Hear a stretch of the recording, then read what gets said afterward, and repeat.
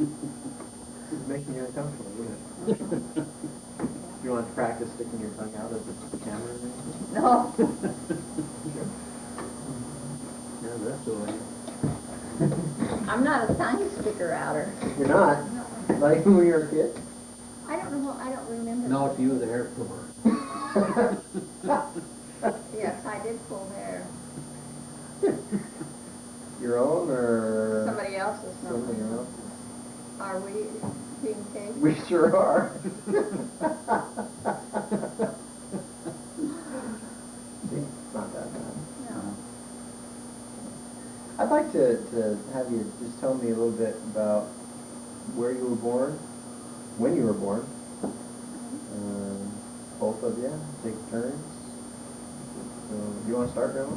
Okay, I was born in Coos Bay, or Coos River, and 1960. And there was no roads up the river. All transportation was by boat. Wow. And the doctor. It was about 12 miles from town. The doctor and his nurse came up on a riverboat and delivered me. And my dad was milking cows up on a ranch and lived in a little Converted milk shed.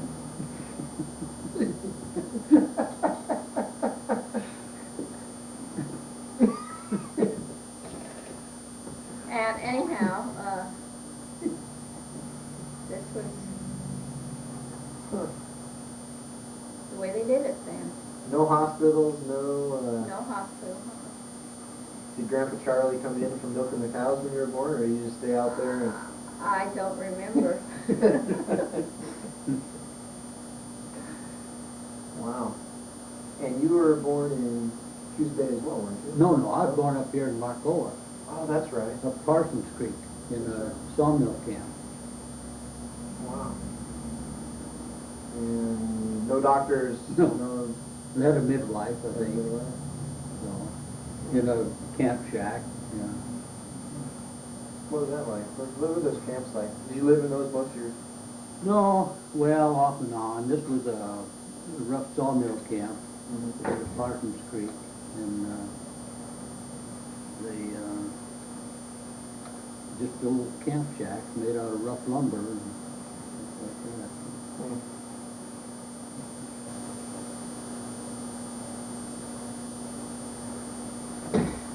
And that's their life, folks. Right Yeah. there. That's it. Well, did you move around? Where did you live during the course of your childhood? I know you guys knew each other early on, in grade school or something, didn't you? Or High school. high school? Well, what happened between your birthday and when you were in high school? Well, my dad must have gotten tired of milking cows because then they moved up to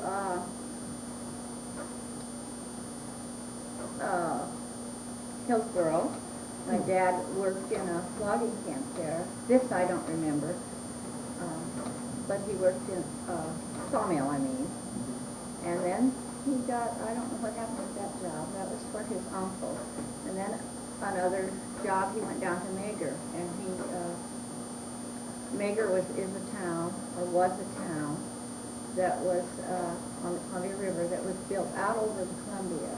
And the sawmill, the town, most of the town was built right out on stilts out in the water. Oh, wow. And the boats would come right up to the town and take the lumber away. So lumber was a pretty big industry. That- You see in it, there's Right. yeah.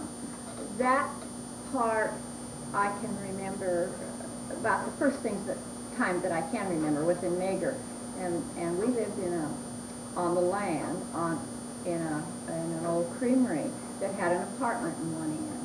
Hmm. And Dad was out splitting wood one day and kindling, and I asked if I could help him with wood, piling it up. And he said I had to put my doll away first. And so I ran in the house and threw the doll across the bed and it fell to the other side and broke. Oh. And that's about the first things that I can remember, with this doll breaking and how sad it was. You know. Like a porcelain. Yeah. I probably the head, just the head, and then the cloth doll. I don't know for How about your dinger? sure. Okay. I'll go check it. Well, I just didn't want something to ruin things. Well, Grandpa, what about you? Some of the first memories. Well, we moved around a lot.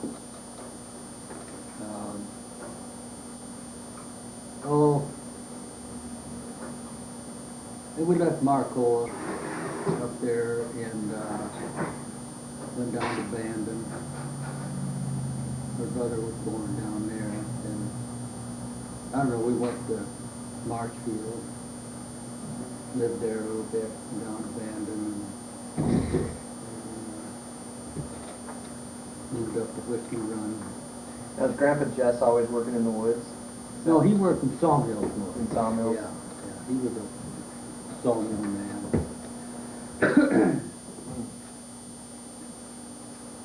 Matter of fact, during the war, he worked in the woods then. He's cutting ship knees for the ships, you know, the boats they were making. And those were all just crooked trees, actually. They have the natural bend of the ribs and stuff and whatnot, and filing stuff. Well, we lived in Reedsport for a while, and up on the Umpqua River. That was about 12 miles up. There's no roads up there either. So I started the school there. In a little old one-room schoolhouse. Huh. My dad runs a school boat, picked up the kids along the river. So your guys' equivalent to the school bus? Yeah, it was a The boat. school boat. School boat, yeah. There's no roads at all up there, so it's all water. Huh. You guys lived on a houseboat? Well, we did in Reedsport. In We lived Reedsport. on a houseboat down there. Mm-hmm. Up the river, we lived on shore. Mm-hmm.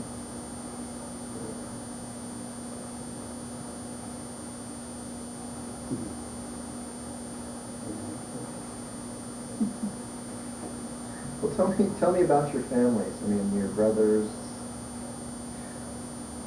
sister. My sister I was was, thinking different things. my sister was born when we lived in Reedsport. We lived in a houseboat then. Uh-huh. And when she was born in 1920, And that's Elaine, right? huh? Elaine? Lorraine. Lorraine, that's right. Yeah. Huh. And your brother, Jesse. Jesse. Yeah. And what happened with Jesse? Lately, you mean? Well, is he still alive? Oh, no. No. No, he died a few years ago. Oh, okay. He died of a heart attack. Oh, He lived in Florida after the war. okay. Had I ever met him? I don't. Oh, you were very little. I don't remember. Yeah, he was probably pretty little. He was back here a while back.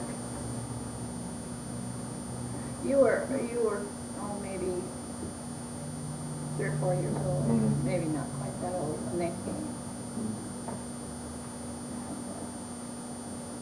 We all here have big watermelon seeds.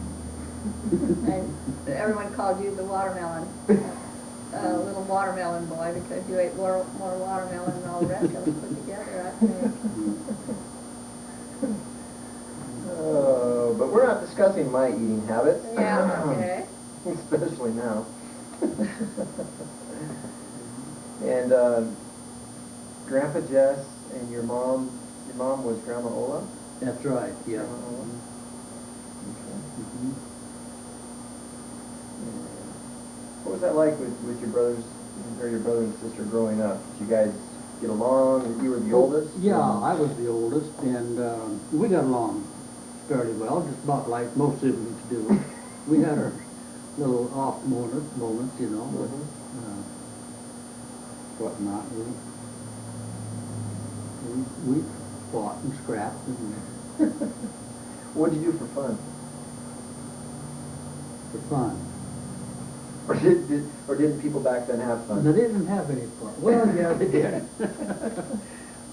We did lots of things. Of course, no TV and stuff like that. But I finally got a radio once, and so we'd all sit around and listen to the radio. And had phonographs and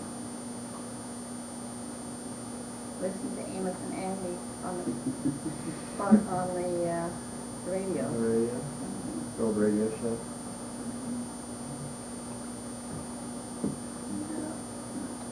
What about you, Grandma? Well, I would like to go back to where I was, if that's all right. Please do. We moved from Mager to Claskanai, and Dad got a job up in cutting wood for a yarder in the woods, you know, the log shop. And he was cutting wood to keep this little steam thing going. Mm-hmm. And we lived up in camp, in little camp houses. And so my brother and I were ready to go to school, and there wasn't any schools up there. And there wasn't any roads up there. You went down on a train, or you walked to a certain distance. And we had a car put there, you know. And we'd walk down to the car and go on into town. And this was the class guide. Mm-hmm.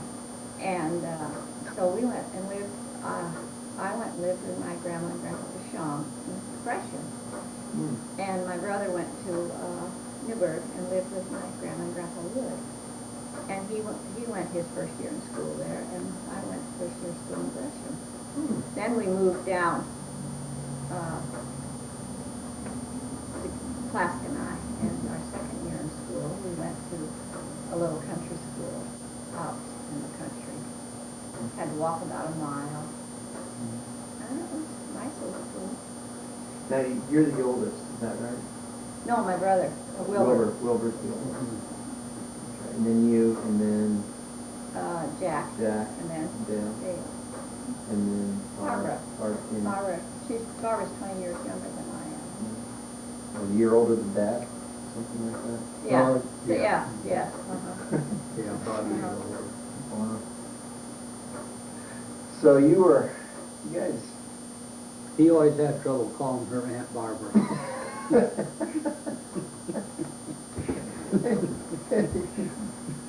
Probably a good thing they didn't go to the same grade school and stuff, huh? Yeah. Wow. Grandpa, I know you had a little dog, a little bulldog you told me about before. Oh, yeah. Tell me about your little bulldog and some of the stuff you guys used to do. Well, I had a trap line I'd set out, and one time I woke up early in the morning because my little dog Jack was yapping. So I went up there on the hill, and here he was caught in my trap. His toes were caught in there, so I went to get him out, and of course he knew he didn't want to bite me, because he just kept nibbling like that, kind of chewing on my hand till I got the thing, got him out of my trap. One time I took him fishing, and he stepped off on a bunch of moss and stuff that he thought was good solid ground. Right through he went. But I don't know, he always used to go hunting and fishing with me and stuff like that. You spent a lot of time when you were a kid? Oh yeah. Fishing. I was raised in the woods, and so I and he'd say, I'm going fishing to his mother. We used to go camping together a lot when we were, as we were growing up, the two families. There was, as you say, you know, no, as he said, or somebody said, there was no TV. So you do these things, you know, and there wasn't a lot of work at certain times. And we'd go out camping, and he'd say, I'm going fishing. And he'd be gone all day long, not take any food or anything. He'd be gone all day long. And the first time we went out camping with him, and he did that, my mother was so worried, because here he didn't have any food, and he was gone all day long. And here he come back with a few little fish, you know, at the end of the day. The ones I didn't eat. So your parents weren't worried? No, his mother and father weren't worried. That's Ralph. That's the way he does it all the time. Wow.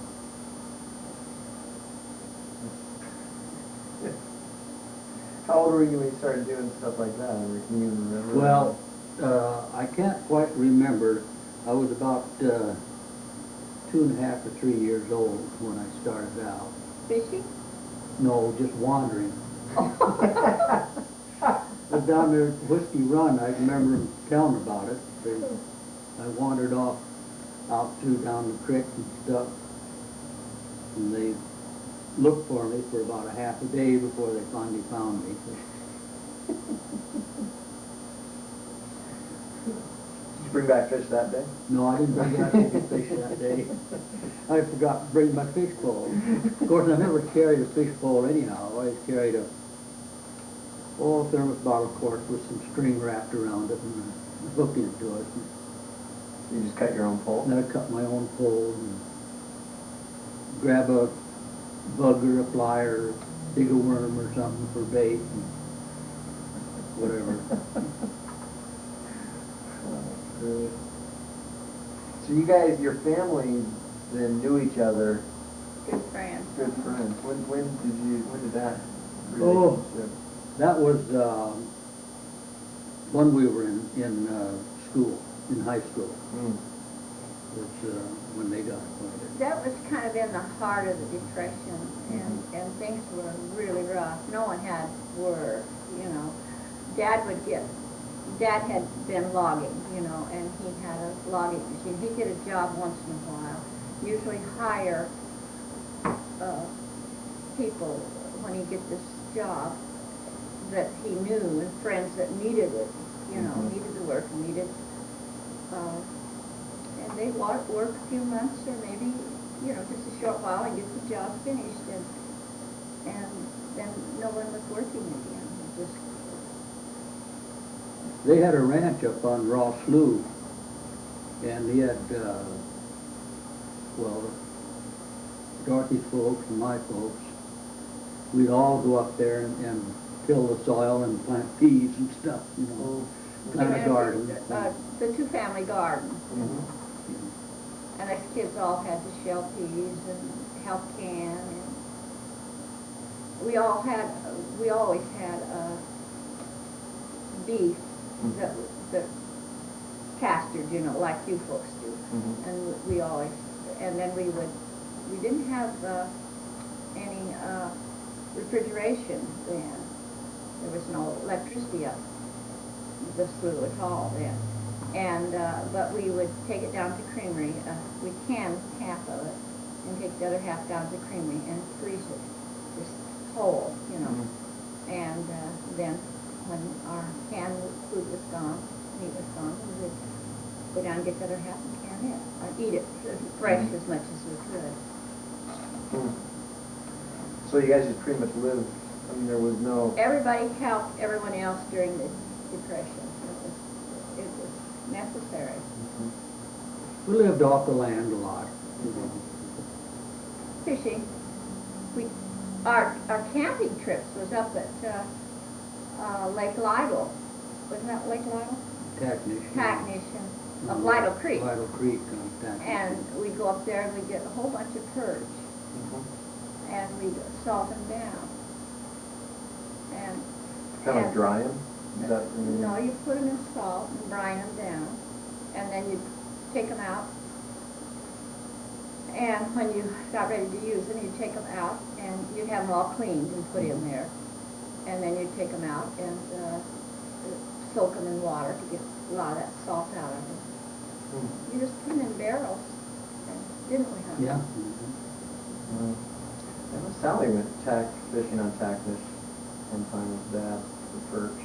Yeah, they're good. They're He real built good. the Richard and Sally out. We would have barrels of, each family would have salted down barrels of fish. And we also salted down beef, corned beef. It's good. Make sauerkraut. You didn't go down to the grocery store and buy it then. So sauerkraut was kind of because you didn't have refrigeration, everything went bad? Right. Right. Is that where sauerkraut came from? That's where sauerkraut came from. Everything was done because there wasn't refrigeration, that was for sure.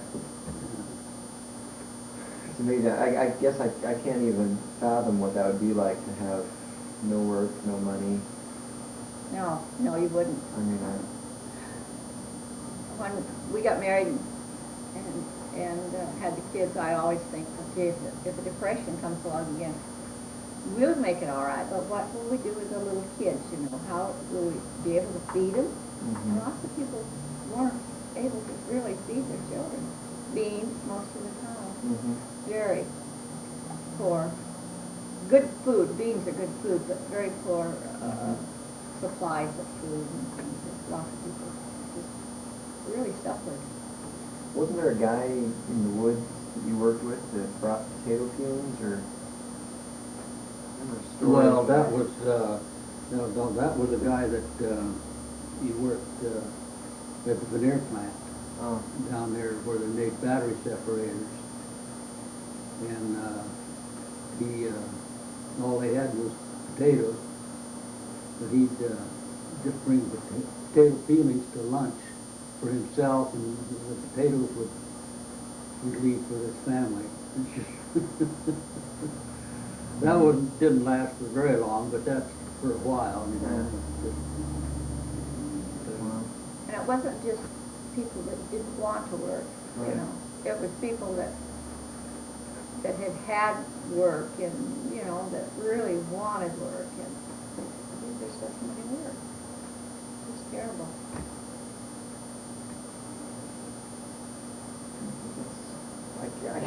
I still can't fathom everything shutting down like that. No, it Yeah. did, it It just did. shut right down. But I guess in a way, luckily you guys were accustomed to that type of outdoor hadn't living. I mean, you Yeah. could live off the land and it We was lived nothing off the land new. an awful lot, yeah, we did a lot of fishing, Yeah. and, Boy, maybe that wouldn't be that bad. Well, Well, also, no, and then, too, you could go out and, get a deer without anybody interfering with you. or go out and dig clams. We digged a lot of clams. Digged a lot of clams. Dig and fishing, we could go out catching in with our cruiser and get fish. A lot of people, a lot of us did. We're in a whole lot of fish and wildlife regulations and. Well, like they that. had a few, all right, but they were overlooked, Yeah. Because this was like, one family there that, we knew, somebody complained that he was killing deer out of season.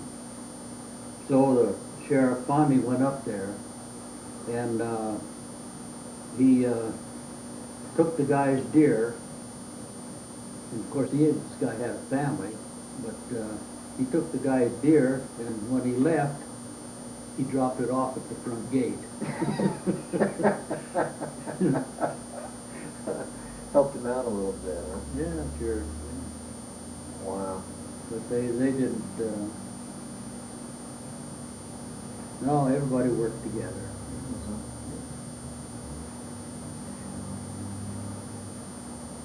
When was it, Grandpa, that you learned to shoot I learned to shoot. your guns, your rifle?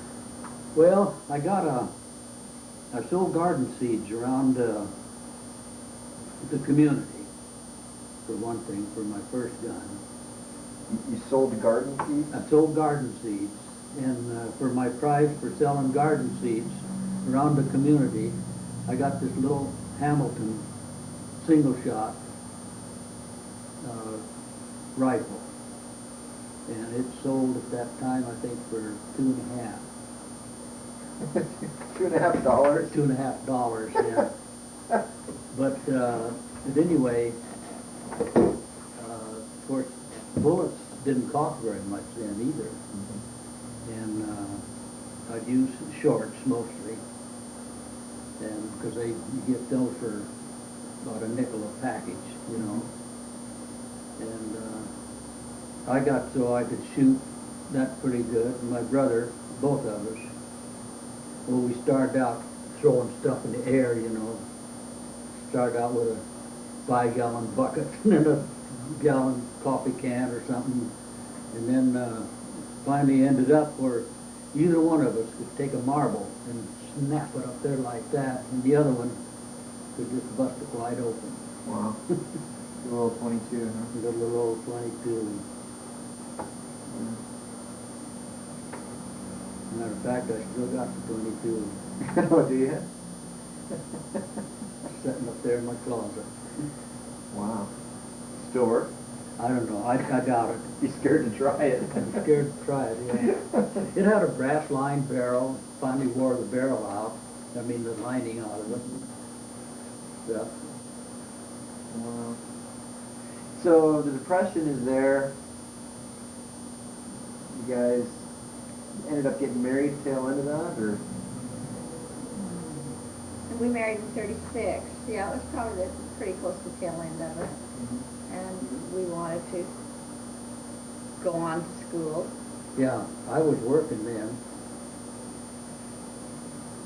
But there wasn't money to go to school. What did you guys want to do in school? I don't know what Ralph wanted to do. I thought I wanted to be a nurse, but I'd have made some kind of a nurse out of that. I think of it now that I have nurses in the family, you know. But I might have made it, who knows?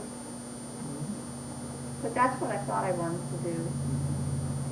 I even inquired at Good Samaritan in Portland. There's several nursing places that I inquired how much it was. I think one of them was about $200 or something, and you would, you know, tuition. You can't believe that now. But you work too. A lot of your training was working. You work for your room and board and all that stuff. Right along with that. I don't know, like I said, it would have probably flunked out right off the bat. I doubt it. I doubt that. What do you want to do, Grandpa? Oh, I don't know. I'd have probably gone into mathematics or architecture. Is what I had in mind at the time. But, hard telling, I might have changed my mind. Probably did. I have a couple times. Yeah. So the circumstances then didn't allow you to do that? No, the thing you thought about most was food. You know, working. Keeping your head above water. So, tell me about your wedding. Big fancy fanfare, I'm sure. And yeah, it was. We took off and went down and to the preacher and Reverend Weincoop. Yeah, Weincoop. Reverend Weincoop. Yeah. And in the parsonage. And my dad and his dad went with us. Moms didn't go, or was there no roads and there wasn't enough room in the boat? No, well, there was roads at that time, you know. Coos-Bay didn't have roads when we first moved there, but Coos-Bay had roads then, all over. I don't know why. They were all waiting at home for us when we got home. The kids, the rides, all the other stuff. Actually, we just took off and went down to the preacher to give him the Marius, and that was it. And then we went back home. And the two families were there. Wow. That would have been kind of nice. To go for a situation like that. I had a white dress. It was a suit, but it was real nice. I thought it was nice at the time. I don't remember what Ralph had on. Do you? Gosh, I don't remember anything. Probably his dress clothes, whatever they were. His nicest pair of logging suspenders. Not much doubt about that. They made me take off my cork shoes, though, before they let me in the house. Then we borrowed my brother's car and took off on honeymoon. Where'd you go for that? My brothers owned the car. Two brothers owned the car. Well, we went to Grant Pass. Yeah, we went to Grass Pass and then on down to the Oregon Caves and Yeah. back up the coast. It took about a week.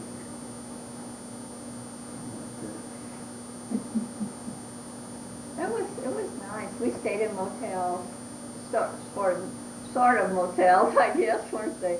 They weren't like most of the motels now. They were just little Well, cabins. Dorothy's dad gave us $50 for a wedding present, and that's what the money we had to spend on our honeymoon. Mm-hmm. And so we ate and stayed in motels. Motels were about $5 a night, you know.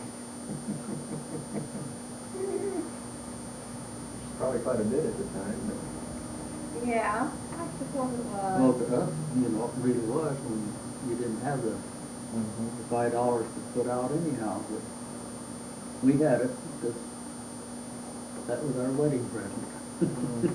We spent it. So what did you come back to after that week of living it up in Grants Pass? And along the coast? Well, we lived in a trailer house. I was living in a trailer house, a small one, up in camp at the time.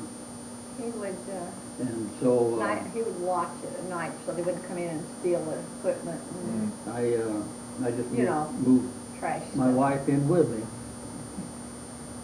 What All the guys in the camp, hey, here comes Schultz and his new wife. There was nobody there, except just us. It wasn't a camp, it was just a trailer house there at the logging site. Wow. We'd come down on the weekends. Did we stay with our folks? We must have, either yours or mine. Yeah. Yeah, we stay up there. I'd stay up there in the middle of the week living. Most of our stuff was up there.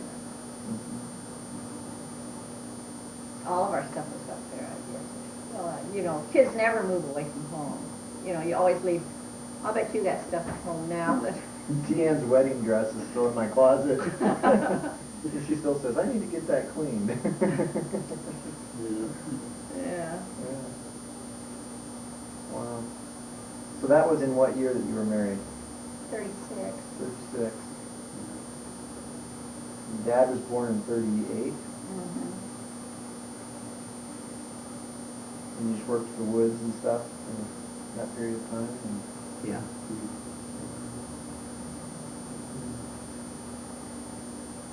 so what, the war came next, probably the next big World War II? We had just moved to Cottage Grove,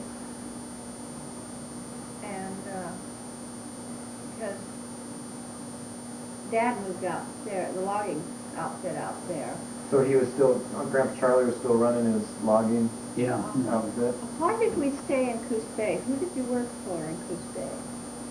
When we stayed down there, and Dad come out to Cottage Grove, but we didn't go with him then. I was, Working for Raleigh or the sawmill? Yeah, I was working on the boom, Yeah. you know, up there. His cousin had a. And they'd haul logs over from Roseburg, and they'd dump them in the river there, and then I'd raft them and take care of those and stuff, and then send them down to the sawmill. So you're one of those guys that would lock on the logs when they're floating? Yeah, clever at it. Wow. That's how I build up my ankles. Very clever at it. So did Grandpa, Yeah. did all of your brothers work for Grandpa Charlie in logging? Yeah. Off and on, Jack finally got, Jack and Dad was, Jack got to a point where he was, thought he knew more than Dad, and maybe he did, you know, and then they would argue, and he would quit and go to work for somebody else. Now he'd come back to work for Dad, but he finally got his own outfit, and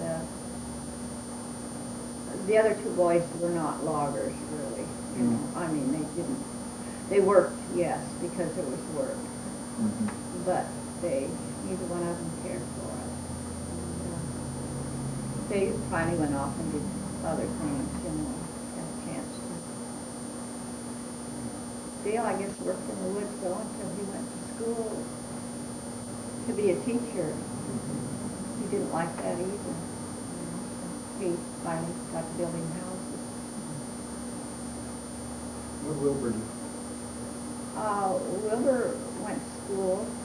I think both of them were probably in their 40s, and he became a teacher.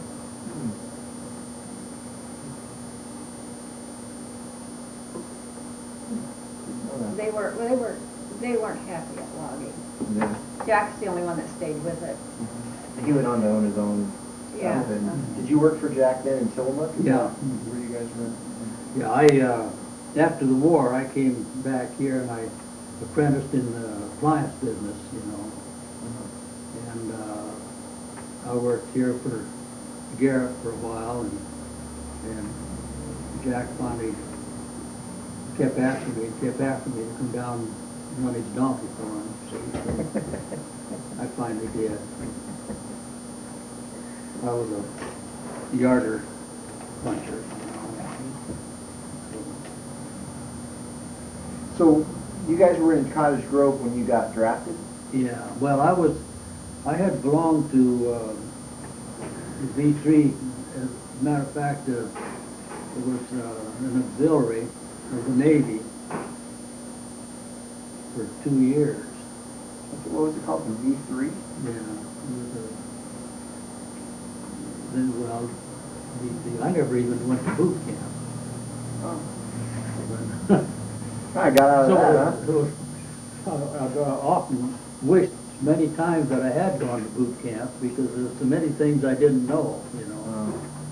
And I'd run into situations in the Navy that I wouldn't know how to handle, but which I'd have learned if I'd gone to boot camp.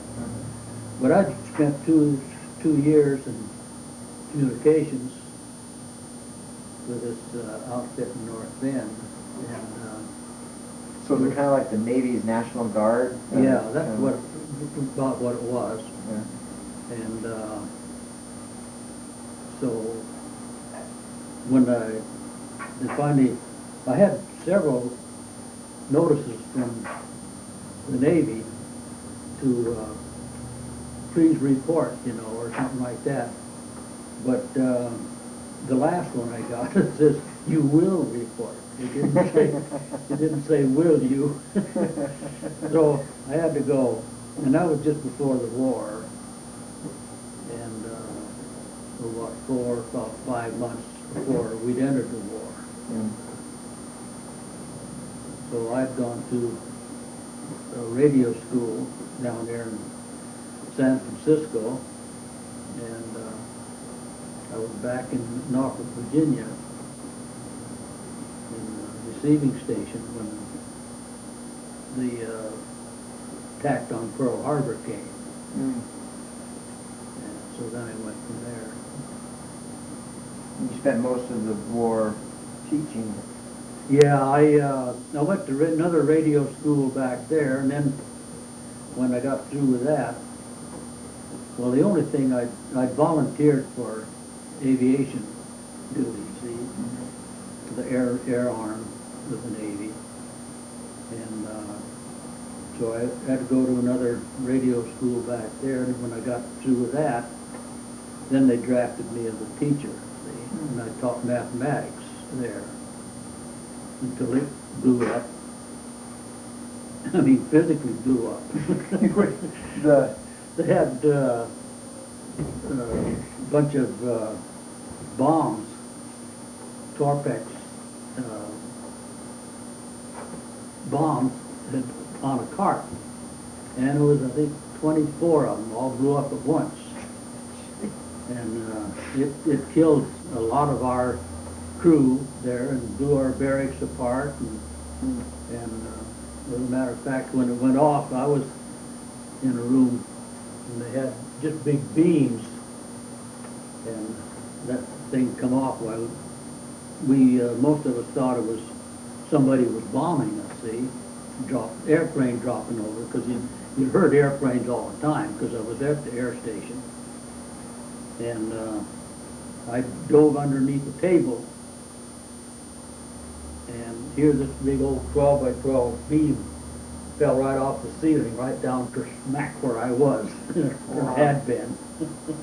Wow. So I got up out of that, and of course, when those bombs went off, all the windows imploded, you know, and I just had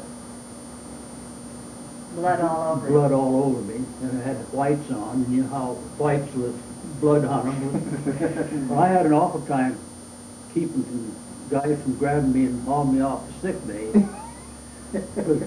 But I finally convinced them, and I got away, and I'd go around and I'd go and inspect the barracks and see if anybody was still in there. So if somebody in there, why, I'd run them out and put a post on the door and have them not let anybody in, and stuff like that. But this, Who's this good-looking guy? no, that's some dude that I met.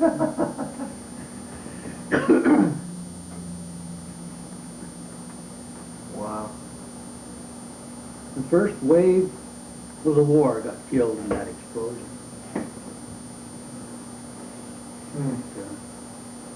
So it just blew a big hole that you could put a half a mountain into when those bombs went off. It was gruesome. Wow.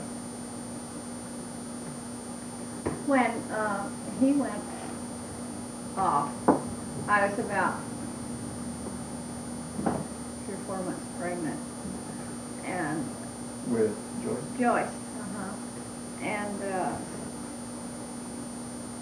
it was a real lonesome time. It seemed like I hadn't been, I'd been fainting away, you know, I don't know why. It's one of my tricks, I guess. And so folks didn't want me to live alone, so I moved in with my parents. And of course, I don't know what I'd have done without Sam. And he wasn't there when Joyce was born. He came home on a leave one time, 48 hours leave, and he hiked up from San Francisco, hitchhiked, and hitchhiked back. And you were there at home about 12 hours, weren't you, recall? When you hiked up from San Francisco. Oh, yeah, I just have a overnight. 72 or Yeah, something like that. something like that. But anyhow, it was a lonely, lonely time, and then he went back to Norfolk, and I thought, man, as far as I was concerned, that was clear across the Bars or someplace. yeah, it was just impossible, you know, for him to be so far away.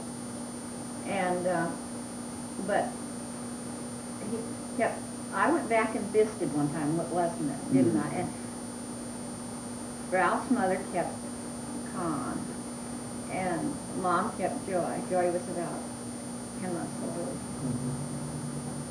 Maybe she was a little older than that. And I went back and visited for 6 weeks in Norfolk, and we had a one room way up on the third floor of an old cottage, you know, that was along, right on the ocean. And so we spent most of our time right down on the beach. And it was an experience. Chesapeake Bay. Chesapeake Bay, It was an experience in wartime. There was a lot of other people down there too, sailors and girlfriends and everything. Well, I mean, how long are we talking? You guys were. I mean, this is. 2 years we were separated, weren't we? He didn't see Joyce until she was 11 Yeah, months she was 11 old. months old before I saw her. I kept after the skipper to give me a leave, and finally, damn it, Schultz, he says, I can't do that. He says, I can't let you go for that long. No, he says, he had restrictions or something. But he says, I'll tell you what I can do. So I wanted, what was it, 2 weeks or 3 weeks, I guess, because it had almost a week to go and a week to come back, and I wanted a week at home. So 3 weeks is what I was after. And he says, the only thing I can give you is a week's time. And I said, that's not enough. But he says, what I can do, I can give you 2 weeks travel time. Boy, I tell you, I just about fell over. So I took my 2 weeks travel time and my week's leave and took off. Wow. And Joyce was 11 months old. She didn't like him. Oh, no. She didn't like him. You know, the travel time took so long because you had to travel on train. And old slow cattle trains. And they had got that there were so many people traveling, soldiers, troops were traveling and everything, that they had got all the old trains that had ever been built and put them. Some of them even had cardboard lights in them yet. Cardboard what? Carbide lights. Bad. They use carbide for fuel in the lights, you know, for gas. And the old gas lights. This is I mean, we don't see that No. in war today. I mean, No. the whole nation doesn't. But No. this occupied all of your time, all of your energy. Oh, yeah. I mean, everybody was involved. Everybody was involved. That's right. We finally went, the kids and I finally went back to Norfolk to be with him. And Ralph's mother went with me, and we just set up. It took us 4 nights and 5 days to get there. And we were on some old trains and servicemen all over the place. And in the dining halls, you know, dining cars, the soldiers all got fed first. And if they ran out of food, then the rest of people just didn't have any food. And I didn't know this, and neither did Grandma Owen. And so we just didn't have a lot to eat on our way over. But the people would come, and they would, as we'd go through a town, and they would come and they would pass things into the servicemen. And the servicemen would take out the cigarettes or a few things like that and give the sandwiches and things to the kids. It was just what kept the kids, kept them so, well, we wouldn't have died in that length of time, but it helped. The kids really, Joyce learned to like sandwiches. And she'd never had sandwiches in their life before. She's 15 months old. And she didn't like it at first, but she got hungry. She ate them. But once in a while, we would get in, and we had to wait maybe an hour or more in line to get into the dining room. It sounds like there was a lot of unified purpose among all the people. Oh, yes, You oh, don't yes, see that. oh, yes, yes. The servicemen were just couldn't get enough of Con and Joy. They just loved them and talked to them and was so nice to them, you know what I mean? And they say, I got it, and then they tell you about their little kids, you know, at home. And it was really, people were really... No, the servicemen during that time really got preferential treatment, you know. Oh, They yes. just, As they should.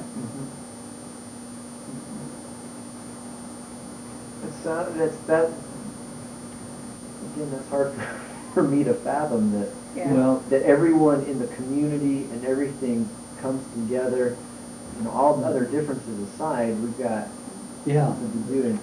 And man, I you know, since then, I mean, we've seen in Vietnam where people protest and yeah. picket and That's right. I've never seen that. There's such a contrast there. There's just so much. What was difference. the difference, do you think?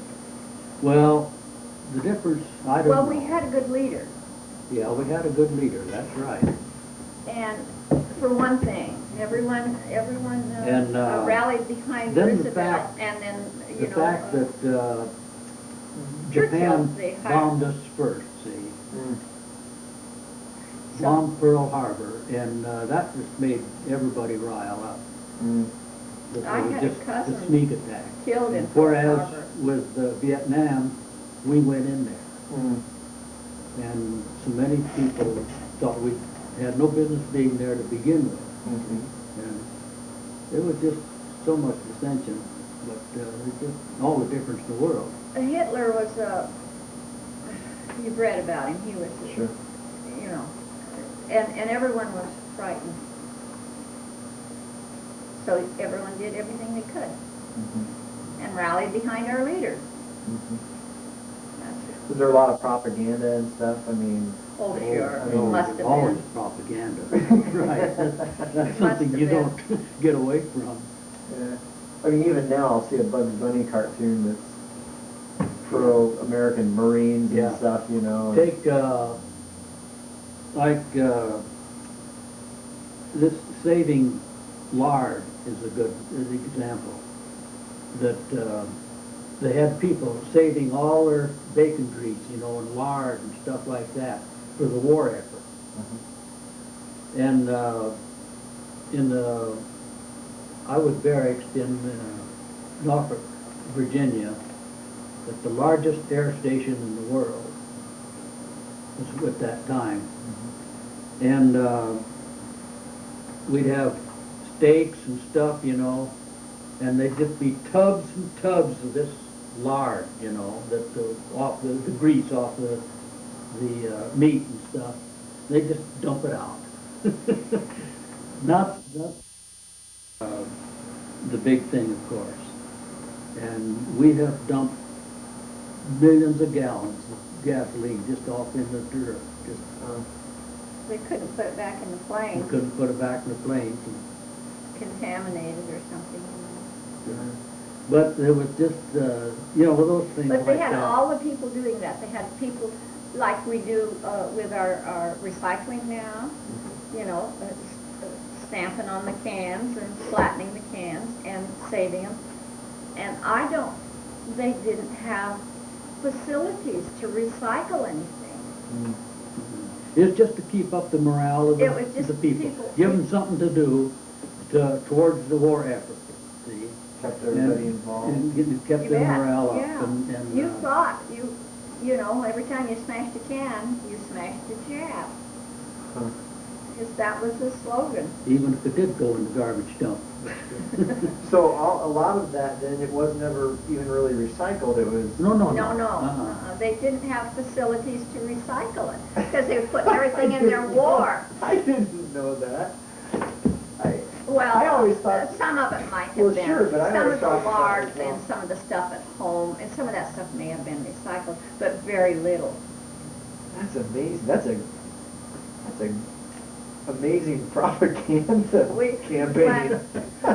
When they first started recycling here, I'd tell Ralph, I said, I did enough of that. And they didn't do any anything with it. And when I found out that they were doing something with it now, Yeah. you know, I went along with it. But at first, I wasn't all for it at all. Oh, that's funny. So, towards the end of the war then, Grandpa, were you ready to ship out, or were you? Yeah, I worked with the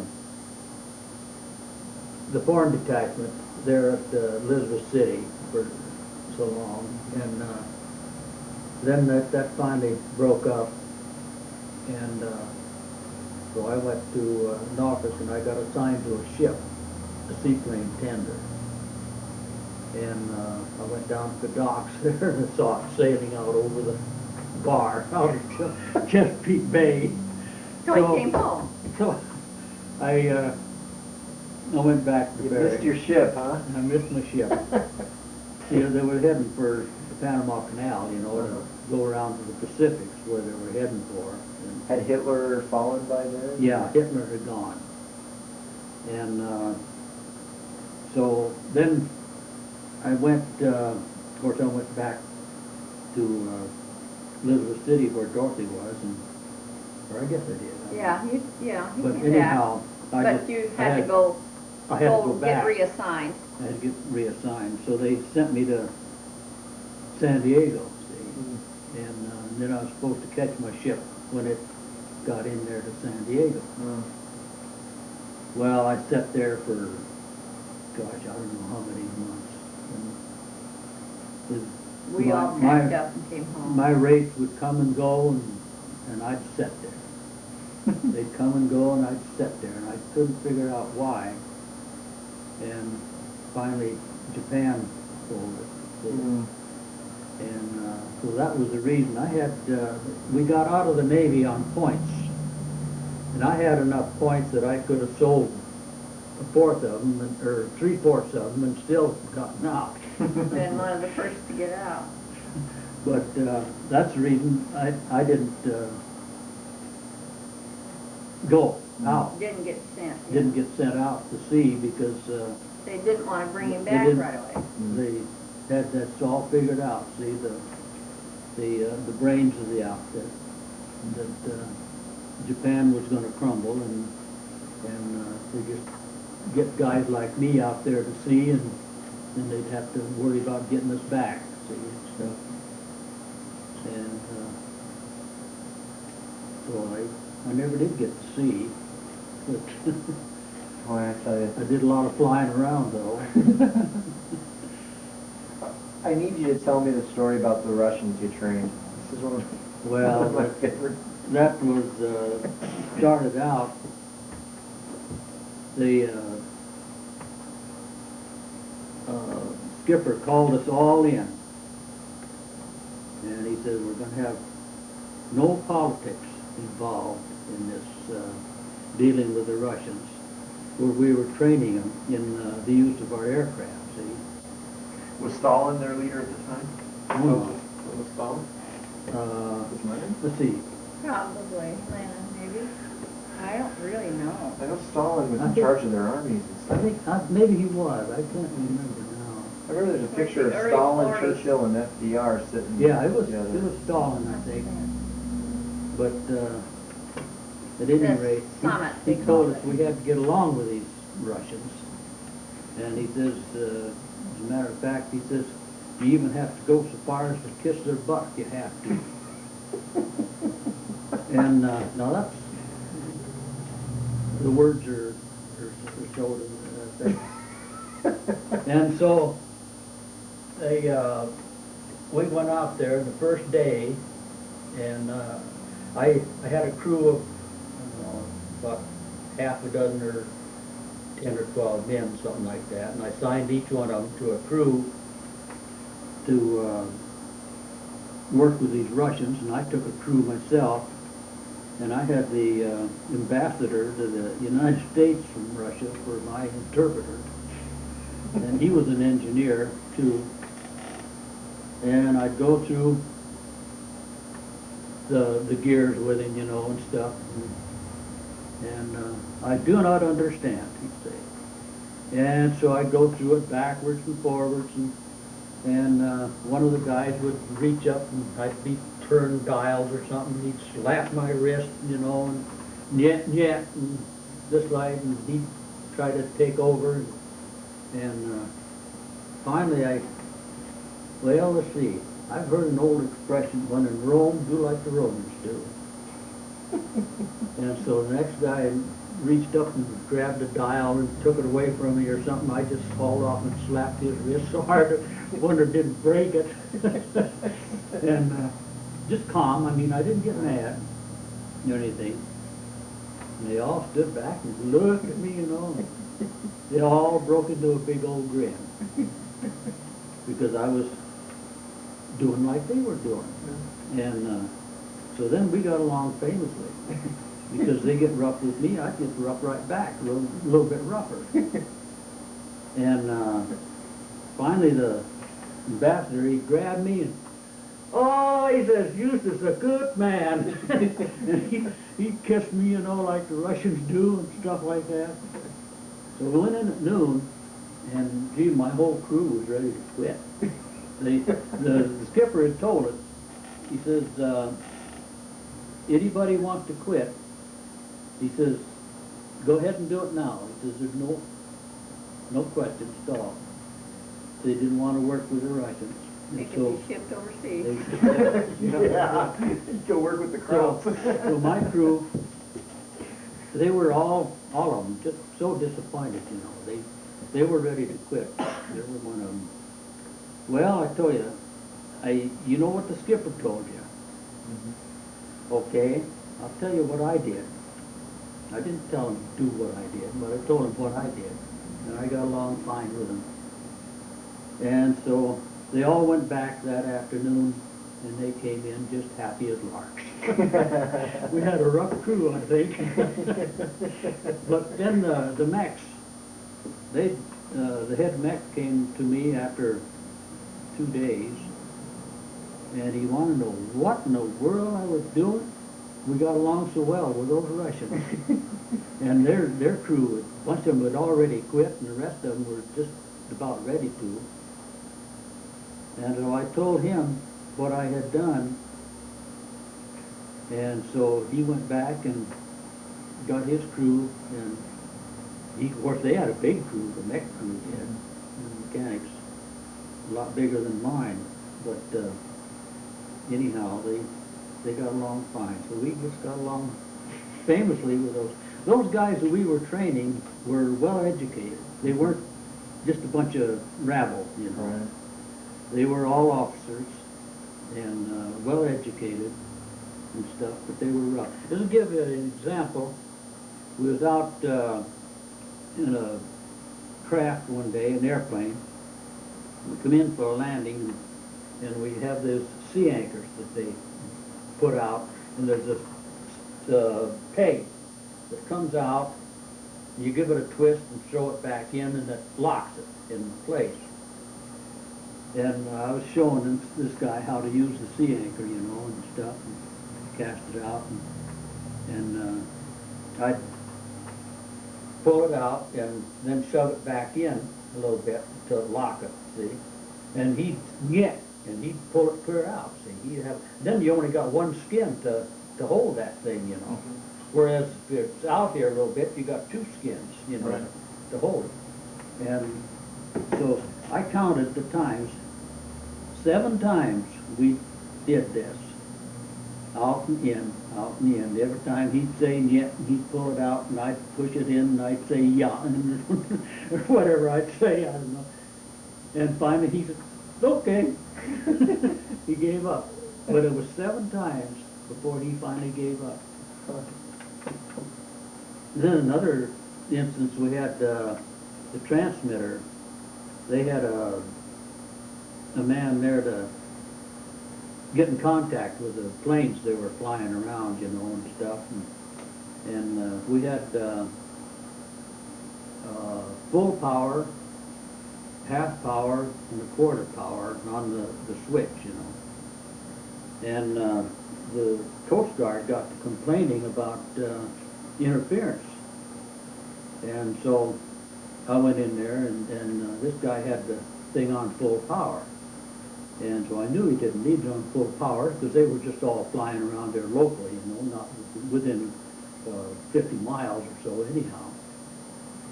And so I tell him to, I put it on, you know, I told him to QSA, which meant, what is my signal strength, you know. And they came back, QSA 5. So I put it down on half power. I say, tell him QSA. We could talk that way because we knew the international signals. But so it came back QSA 5, which is, you know, good strength. And I put it down to a quarter power, and I had him do it there, and it came back the same. We got him just as well. As, so then I tell him, now leave it here. And okay. And so the next, pretty soon I'd wander in there another hour or so, and he'd have it on full power. And I'd push it back down to quarter power, and he'd just look up and kind of shrug his shoulders. But it didn't work. He always put it back on full power. And so that night after they left, I put a stop on there. Put a kind of just a peg, you know, in there to hold it on quarter power, so that he couldn't put it on. But he'd taken that peg off of it, see? And so what I did the next night then was I went inside and did it electrically. So now the switch said full power, and he was operating on quarter power, and he was happy and everybody was happy. The Coast Guard was happy because they had got rid of their interference. The whole world rewired. Yeah, but when he got out into action and put it full power, well, something was wrong then. That was, Well, no, that was the one in the Radio Shack. oh. That was stationary. That didn't go Oh, anyplace. that didn't go.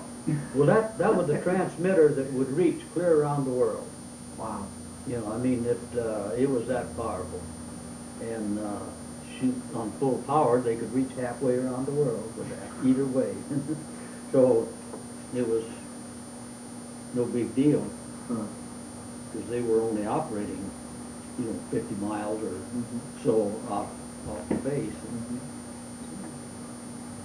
So after the war, you guys came back to Tillamook? Is that right? Where'd you guys come back to? We come back to Eugene, Eugene. out on River Road. And I drove logging truck for Dorothy's dad for a while. And that job kind of petered out. In the meantime, I went down and apprenticed in the plants, in the bear business. I figured I worked up here in the woods too for a while, running the loading donkey up there up in McKinsey. But I had to stay up there for all during the week and just come home on weekends. I figured, shoot, I had enough of that during the war, so I quit that after 2 or 3 weeks, or whatever. How was it adjusting after the war? It was kind of rough. Yeah. It was. It was for him. See, I was out for 4 years, and there's so many things that He you was know. just sat around, kind of lost. You get hungry for things too. I know when I was driving log truck, I'd take a whole pocket full of filberts. And I'd sit there waiting for logs, or stand there, and I'd take the pit hook and crack filberts and eat them. And I did that for about a week or two. I'd get a pocket of filberts. Food. A lot of food that we couldn't get there that we were used to. And I know Ralph, Bill Lister, you know, Ralph's mother's husband, he said, what would you like? You know, what would you like us to get you? And I said, oh, we missed canned fruit, you know, because we had canned peaches and home canned stuff, you know. And back there, they didn't have it. I guess they had fruit and stuff, but people didn't can like we did, you know. Mm-hmm. And so they sent some peaches and prunes and other things and boxed them up. And, you know, fixed them all up. They didn't break. Hmm. And sent us some canned fruit. We just loved it. But I guess that's not adjusting, is it? Well, you no. asked about adjusting. Still very relevant. Yeah, I didn't have so much trouble adjusting, but he sure, Grandpa sure did. What about the community? I mean, was there a lot of women going from the workplace back home and guys coming back needing jobs, or, I mean, that's what I've read in history books. Yeah. Yeah, a lot of, I think, possibly women, a lot of women weren't used to having their husbands around, so let's say that. But I think it was harder on the men than it was on the women. A lot of them went out to, that I don't know much about, because we weren't around where there was factories like in Portland. There were many, many women in the workplace then, you know. Mm.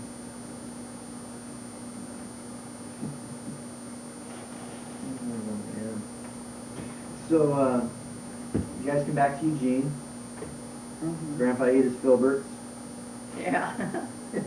And then Uncle Jack opened up his company in Portland, or in Tillamook. Yeah. He got a job over there. When was the burn over there? When did that happen? That happened originally in 1933. Oh, And I had an uncle that was spent a night in a creek and the fire burned over him up there in 1933. so he was right up there when it was all. and then, Jim Basham. then the other one, the one that we had there, she had a brother that the fire went over. Dale, yeah. Same creek? No, probably a different creek. They dug a hole in the creek and laid down the creek and pulled a cap over top of them, and with a cap, you know. And then they laid right there in the creek in the water underneath the cap Wow. while the fire went through. Some quick thinking. Well, I think they kind of, all of them knew what should be done, but they didn't know that they were going to survive or not. They didn't know if there would be air enough, even down. Yeah, that was the problem, was I sucking suppose- the oxygen out. What was the cap fire for, to stuff. keep the limbs and things from falling on them? Yeah, and the hot ashes and stuff like that. Oh, you know, yeah. 'cause I clocked one fire jump there. It was up on a ridge. We pulled our yarder up on a ridge and covered it over with dirt, you know. And I could see where the fire line was over across the canyon. Pretty soon we had smoke right over behind us. And I had a forest map. And I logged it out. That was 4 miles that fire had jumped. Wow. Crossed over there, come in behind us. So you see, there's no building fire trails, Yeah. you know, and stuff like that. And we had those ashes and stuff just falling all around us, you know, all over. Of course, we was on a ridge that was bare, because we'd had logged it, and it was pretty well, we were on the landing there, and we had everything pretty well cleared out, so we wasn't in any danger of the fire itself, except for the ashes. You had to watch for all those ashes. And I see that tear up, well, big limbs off the trees that big around, just the updraft, just take it right on. A lot of power. They didn't seem to have professional firefighters then, did No, The men we who did worked it, in the we did it woods ourselves, I mean, you know. would go, would fight fire. Remember I had, the Forest Service put me in charge of a crew, and it had a bunch of, the neighboring big outfit, Wicks, DYW, logging outfit. And they, were pretty cocky, some of them. And I wanted them to go up here and build a trail, you know, along so and so. It won't do any good and stuff like that. It won't hurt anything. And I said, do you know which direction Pappy Wicks's place is from here? It's off here someplace. I said, it's right exactly that way. And that's where I wanted to build that trail. And you know, they just got in there and they dug a trail and beat the band. They didn't want their outfit to get burned out. Oh, this is all fine and dandy till my job's a threat. Yeah. Yeah. Oh, man. Well, I've heard quite a bit about Tillamook. I mean, from Dad. I mean, that's where Dad did a lot of growing up. Fishing A lot of fishing. down in the creek. Fishing / growing up. Yeah. You guys, did you work logging all that whole time? How long were you there? 6 years? About 6, 7, 8 years. Yeah, About I 8 think years. around 8 years. We didn't tell them up, yeah. What was that like having a husband that go off to the woods every day? Boy, every Well, we day, got up every day and night. 5:30, 5 o'clock in the morning and get his breakfast and put up his lunch and get him off to work, and I'd go back to bed until it was time to get the kids up and get them off to school. It was nice. I liked Tillamook. I didn't mind it too much. There were times, I mean, I have never cared much for logging. It's rough. It's outdoors. It's Dangerous? dangerous, very dangerous. Did they kill a guy on the job up there? That's what I thought.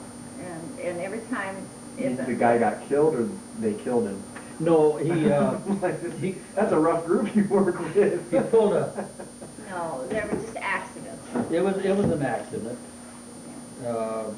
I did it. I pulled a tree over on him, see? But I couldn't see. Of course, I was going by signal, see?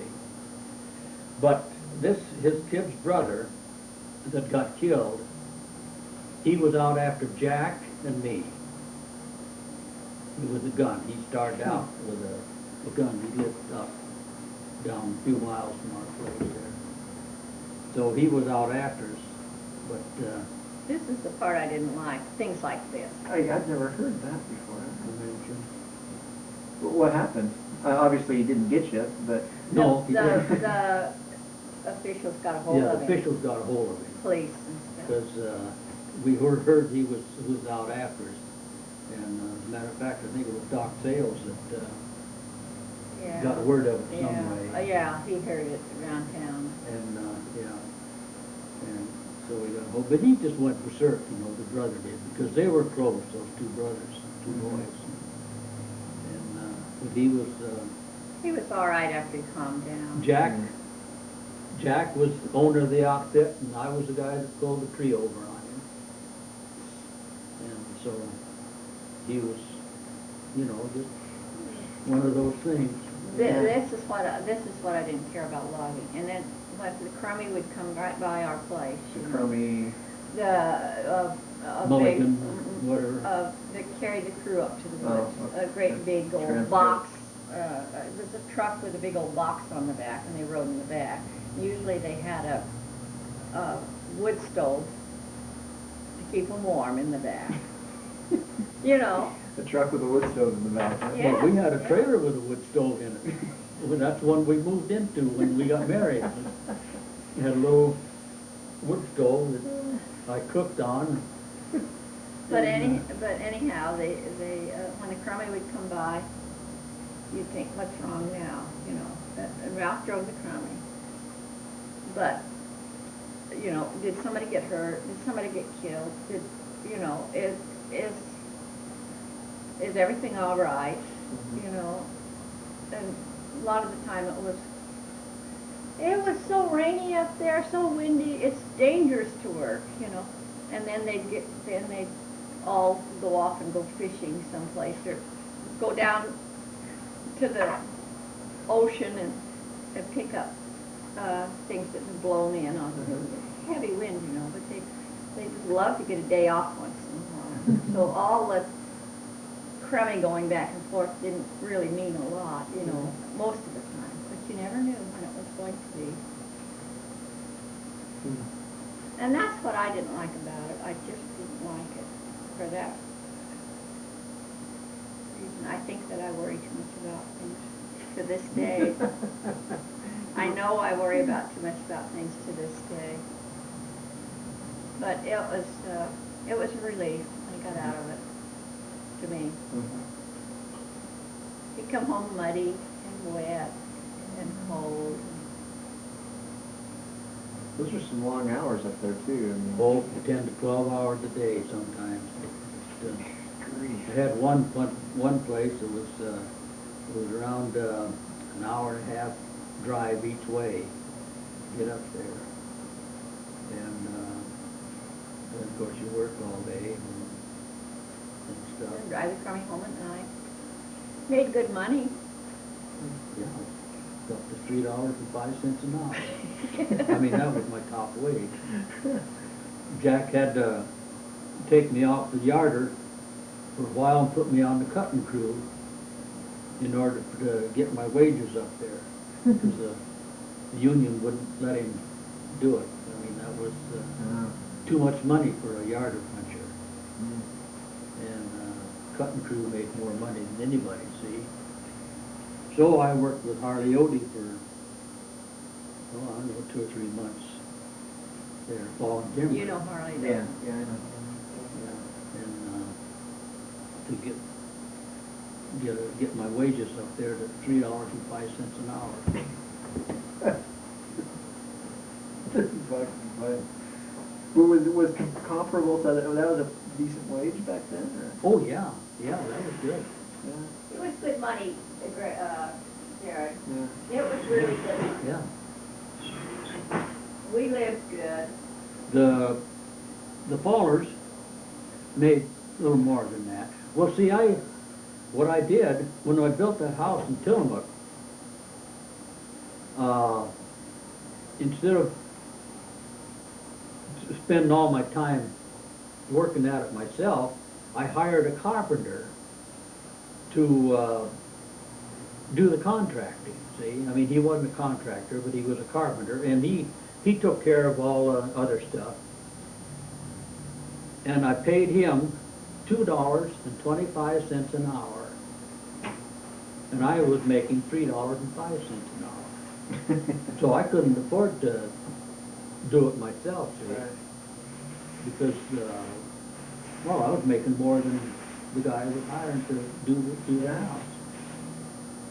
So all we did was finish it up on the inside and let him put in, you know, all the build a house really. And stuff. But that's comparable to what it was. A head carpenter. Now, the rest of the carpenters that he hired were probably around $2 or maybe a little bit less an hour. But he had a bonus of 2 bits an hour, see? Yeah. For We being sold- head carpenter. We sold our house when we left there for $8,500. I wish I could buy it now for $8,500. Yeah. I think Dad drove us by there once. Yeah, he went by there several times.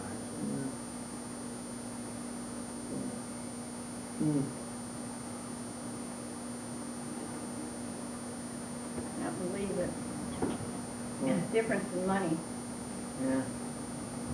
and homes, price of homes now. It's like some of the guys would get complaining on the Sunday about to get a new pair of shoes. And my gosh, $32 for a pair of shoes. And it used to be that you could get them for around 24 or something like that. And so then I'd bust into them and I'd say, well, how much did you pay for them so many years ago, 10 years or 4 or 5 years ago, or the last pair? And it was $24. How much was you making then? So much. And how much you making now? So much. Well, it's a pretty cheap pair of shoes then. You can get a pair of shoes for 2 days' wages.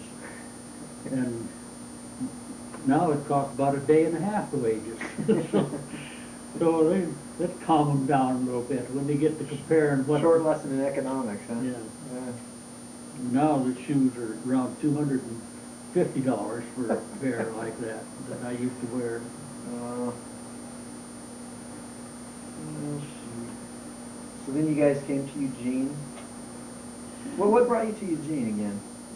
Well, Jack's outfit run out, and he went down to California. Mm. And I went to work for another outfit down there, In Tillamook. Tillamook, and worked for them for, I don't know, probably a year or something like that, Quite a little while. I guess. And Jack I kept don't after me, remember. and wanting me to come down there, and finally he said he had a good job for me and stuff like that, so I went down and I quit this outfit that I had, because I always got along well with Jack, you know. And I got down there and he didn't have a job for me. Yeah, well, you could have gone to work out at Healdsburg. Oh yeah, I could have, but it wasn't for him. No, it was for, he was working for another outfit, and he wanted Ralph to come out and go to work with him. Well, I would have been stuck in town with the kids going to school.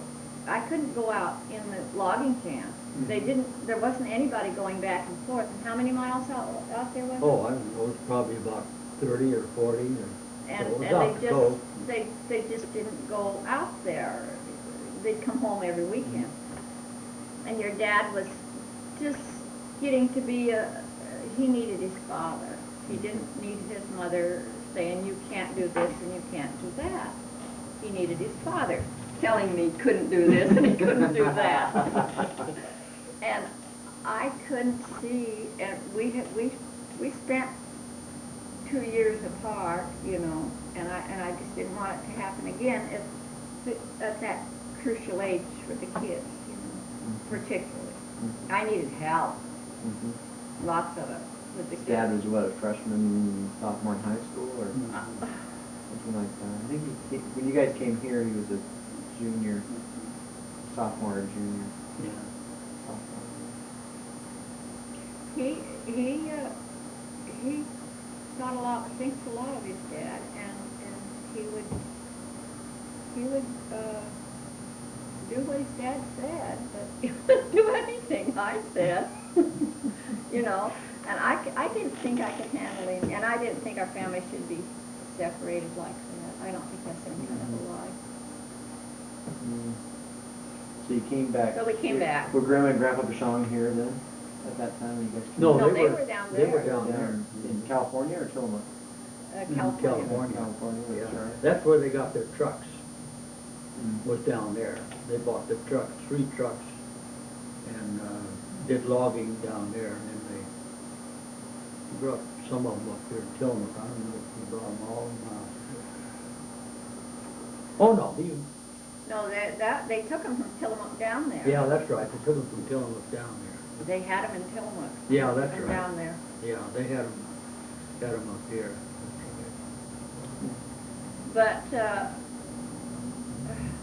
we just came to Eugene,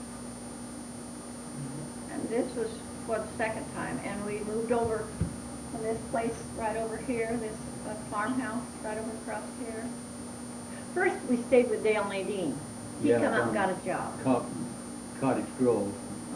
Dale and Nadine were in Cottage Grove, and Nadine was pregnant with Holly, and the doctor had ordered her to bed and to stay flat so she wouldn't lose the baby.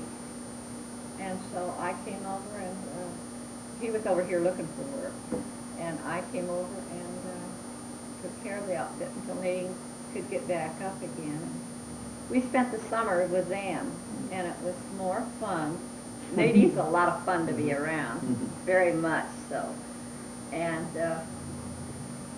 your dad was, they have these 3 little girls then, and he just loved to tease them. He was 16 or about that age, you know.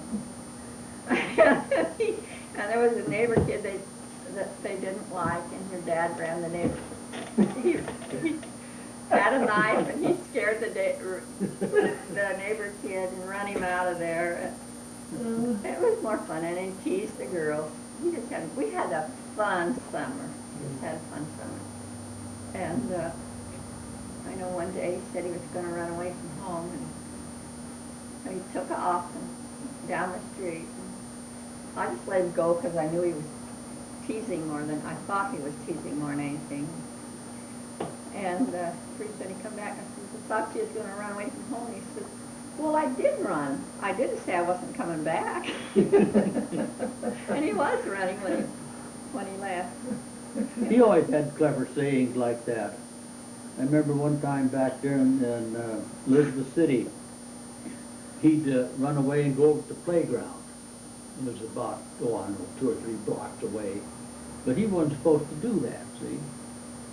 And we went over there one time and got him. And I said, Con, how come you run away and do this when you know when you get caught and you come back, you're going to get whopped? Whop. You didn't say whop. Well, Dad, he says, I got it figured this way. He says, I'll get over there and I'll get maybe a good half hour, a lot of fun playing. And he says, I think it's worth it.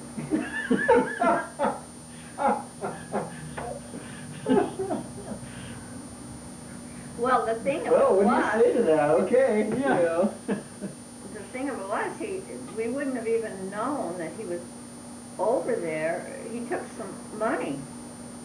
Yeah. He took, and it just wasn't, he didn't, it wasn't the, The silver dollar. oh yeah, that's why the money was, That's the reason. we would have given him a $1 bill, I suppose, you know, but he took the silver dollar. Yeah, and then And cashed it and put the he change put back. the change back. He spent a nickel for a soda pop or something while he was over there, and then he brought the change back out of a silver dollar. And I don't know why we didn't let him go over there in the first place. Well, I think we had rules that you go, Yeah. I know we used to let him go over at Yeah. times, but he probably didn't tell us or something. I don't know. Hard to remember all the details. Well, that's good. Then I went to work at Sears From here. doing appliance repair there. We're back here now. Tell me some more stories about Dad. Tell me the real stories about Dad. I've heard his version. Oh, he was a sweet little kid, just awfully good little kid. So then when he became a teenager, it was hard to swallow.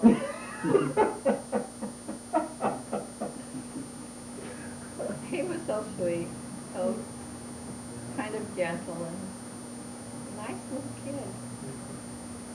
But then he got pretty obnoxious when he became a teenager. I guess we all go through that probably. Can you think of some stories about No, your- I don't know anything about him. Yeah. I can remember the kids fighting when they were teenagers, both of them. And, oh, they just, no, they said they hated each other, you know, and you think, where have I gone wrong? What have I done wrong, you know? And then when he went off to BYU for 1 year, one term, and he came back, and it was at Christmas time, and we was at a party, and they called up, and Joy called up and said that Con was home. And we got home and they were just crying. They were hugging each other and crying. They were so happy to see each other. And I thought, how can that be? You don't like each other, you know. They were just so happy to see each other, and I think they really cared for each other, even if they wouldn't admit it. Sure. Kids are funny. I guess I remember the things that probably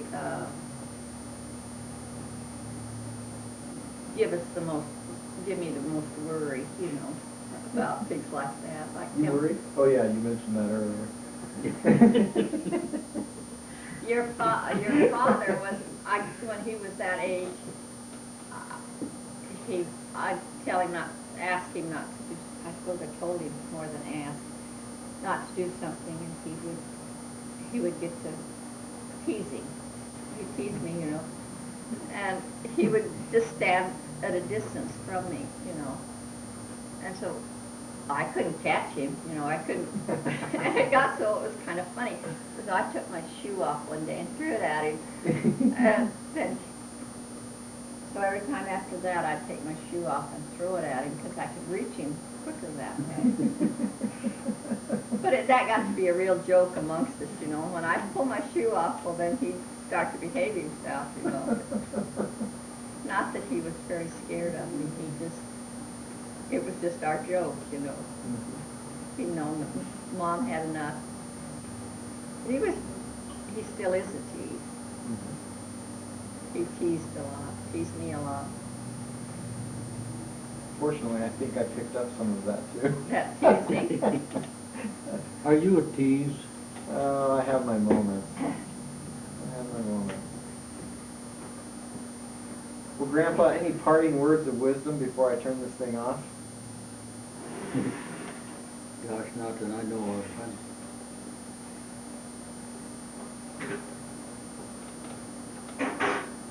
Not very articulate.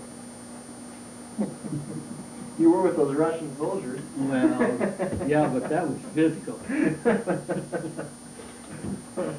I didn't tell them, I showed them. They were a good bunch, those Russians. We took those planes up to Kodiak, a bunch of them, and met. They flew or come over from Russia to Kodiak to pick them up. And we met a bunch of them up there that we had known down here. And boy, they were so happy to see us, you know, and they just grab you and hug you, and they're really affectionate bunch of guys. You know.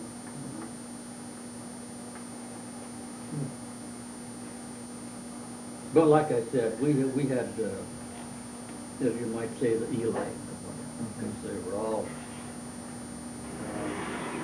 officers and well educated and stuff. It's kind of strange how the differences go away after a while. You know what I mean? No, we got real close with a bunch of them. And I even flew one time with the #1 ace of the war, as Russia's Black Death, they called him. I went up to New York in a plane to pick him up, bring him back down. He was coming down to our place to ferry a plane back to Russia. See, that was his vacation. So, but he wasn't very talky either. He just kind of sat over in the corner and stayed by himself and whatnot. But, so I didn't get to know him very well. But well, he was kind of a loner. Well, I can say, I think that we have been blessed to have such wonderful children and grandchildren. I mean, you look at all of them, they're just precious. Even you, Even me, huh? Even you. I was kind of hoping you'd say especially you. especially you, sweetheart. Well, you tell that to all the grandkids. Well, do you know any of them that I shouldn't be proud of? They're Oh, no. wonderful. Yeah, no, you're preaching to the choir here. And our kids, and of course we have our kids to thank for raising their children so nice. You know, I remember when we took Grandpa to the hospital when we were over in Yeah. Sheep's Bridge or Crane Prairie or somewhere Yeah. over there. Yes, I remember that, yes. And I was driving, and Grandpa was hurting, and Grandma was worrying. As usual. In that order. Yeah. But I remember something you said, Grandma, to me that has always stuck with me. I thought was really neat. You were saying how, well, you thanked me for driving you guys over there, and you said, you know, that we always try and teach the kids that you need to do what you need to do. Yeah. And you need to take care of things, and you don't shun away from anything. And I remember as a kid, you know, I was 16 or so. I don't remember saying it. Well, you were kind of babbling. I mean, As usual. You tell you were a little bit nervous. Yeah, but very. But you know, it had an impact on me. Good. You know, that's something great. that I've always remembered, and You do what needs to be yeah.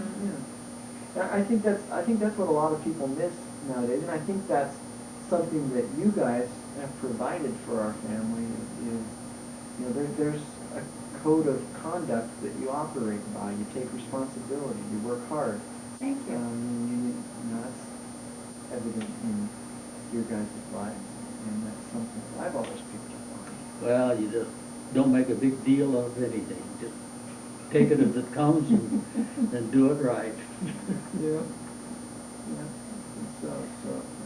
When you get to looking back, life has been pretty good to us, I think. Very, very good.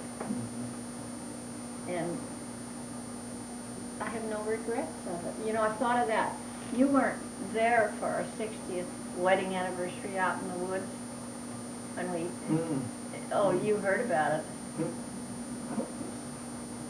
Where was that? We have a video. No, 60th. When was that? How long? Last spring. Last spring. But, you know, that set me to thinking down through the years and things that, in our life. And I wouldn't change it. I wouldn't change it. I wouldn't want to change any of it. And particularly, I feel so blessed by our children, our grandchildren, that we've just been so blessed with them, with the children, grandchildren, and the great-grandchildren. Little darlings, all of them. I hope they turn out to. They will. They will. How could they help not be? Except times are a little rougher now in raising children, you know, drugs and things. We didn't have that to contend with much. Of course, our children, there was drugs and there was not money, but there was beer and liquor. And We all used to sorts. sneak out behind the gym at school to play marbles for keeps. For keeps, Grandpa? Yeah.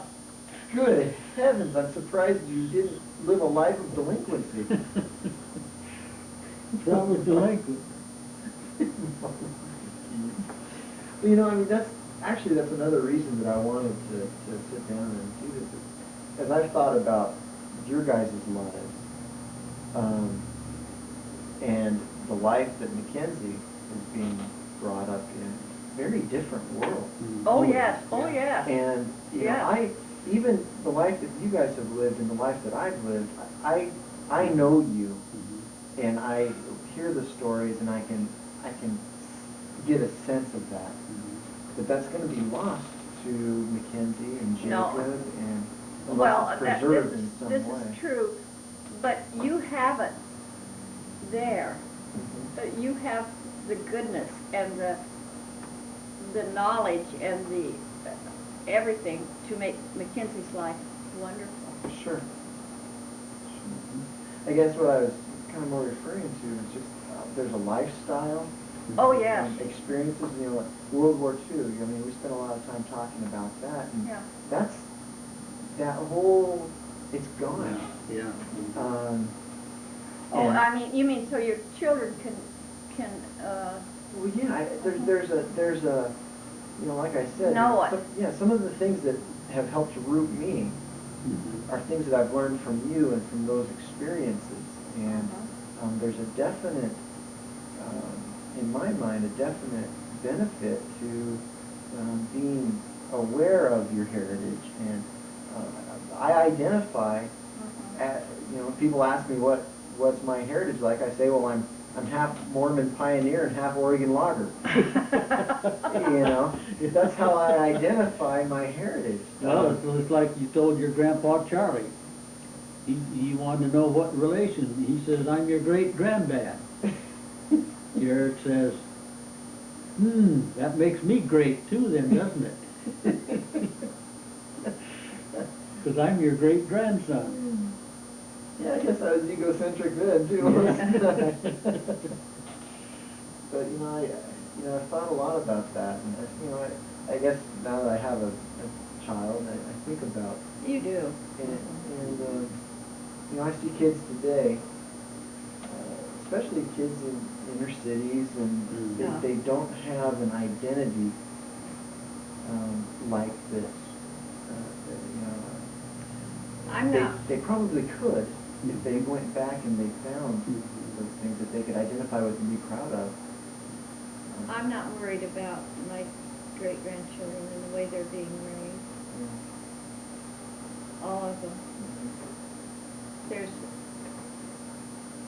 I think that parents need to be parents more than, I think that's what a lot of children are lacking, is having parents that care. That's a lot of it today, all right, that's for true. It's just,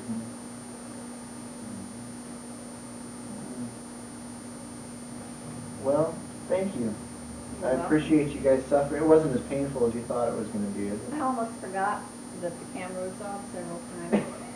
Almost. Well, I'll turn it off for you